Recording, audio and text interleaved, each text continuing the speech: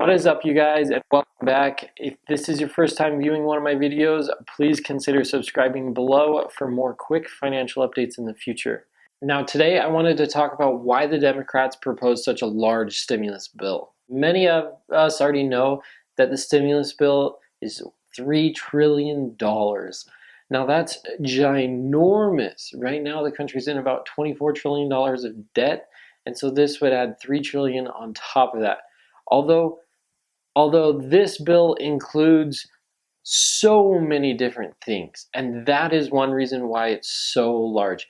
It includes stimulus checks for the people, and that takes up a big majority of the money. It would be to help the state and local governments during this hard time, as well as helping them help their residents in their states. Now, another reason why the bill is so large is because not only does it include money for state and local governments, stimulus checks to the people, but also it funds more money for unemployment, more money for the first responders to the virus, more money to research for the virus, more money to help with people who can't pay their mortgages and can't pay their rents. And this costs a lot of money to help so many people. So that's another reason why it's such a large bill. Another reason may be, and this isn't totally facts, but it's very likely that the Democrats know the Republicans are gonna come back with a counteroffer, essentially. What the Democrats want to do is they want to load up the bill as much as possible with different items that they would like to have passed. But they know not all of those are going to get through when the Republicans approve the bill in the Senate and the president signing off on the bill. And so what the Republicans have done is they take and they put several different things into the bill that they know won't get passed, and they know the Republicans will pull out immediately because they know this will get under the Republicans' skin, and they know the Republicans will not allow certain things to pass. And the Democrats, honestly, they want that. And vice versa. When the Republicans introduce a bill, the Republicans also do the same thing, and they know the Democrats won't want something, and so they put certain stuff that they know will get taken out.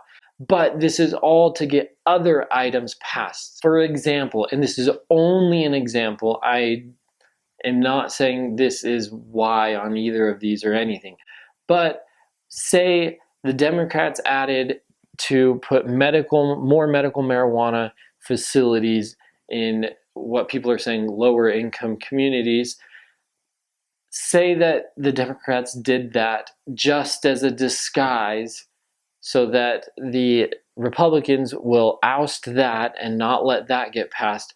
But then the Republicans are okay with the SALT deductions getting passed in the bill. And the SALT deductions are a pretty big deal, but not many people talked about it thanks to Graham Stephan. I heard about it. But the SALT deductions, maybe that's something that they want passed, but they know that the Republicans are not going to let the medical marijuana pass. So that's just an example of how they might put one thing in the bill so that it gets thrown out, but the other thing that they want actually stays in the bill. Now, another reason the bill is so long is because it has to be very specific on what is allowed and what is not allowed to happen with this money that's being provided from the bill. Plus, it's not like they just sat there and typed up an 1,800-page bill overnight. They have certain sections of this bill that they've worked on for years, and they take those sections that maybe they tried to add into old bills that didn't pass, and they copy and paste it into this bill, and so on and so forth. Do you hear me? So they've been working on this bill, not specifically this bill, but the bill in general, for a very long time. Also, have you seen the margins on these bills? It's not like it's 1,800 pages of a legitimate English essay that can only have a very small margin. Their margins are huge. Now, what's going on with this bill is similar to what happened when the government shut down. Remember that? Because there wasn't funding. Congress didn't provide funding for the next fiscal year for the government, and so all the government shut down. This is similar to that situation, right?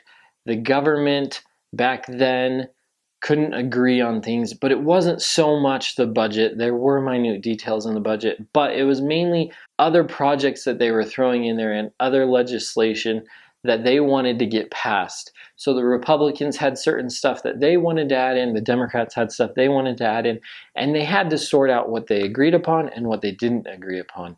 And they each got to keep certain items that each other didn't agree upon, but only certain items, not all of them.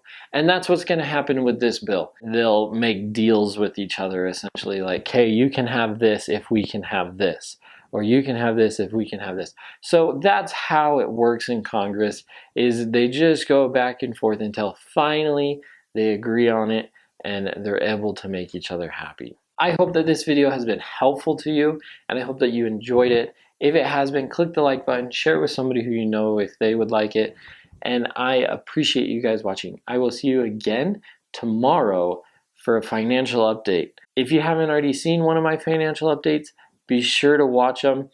They're quick, specific, and easy financial updates about anything and everything finance. With that, I will see you guys later, and I hope you have a wonderful rest of your day.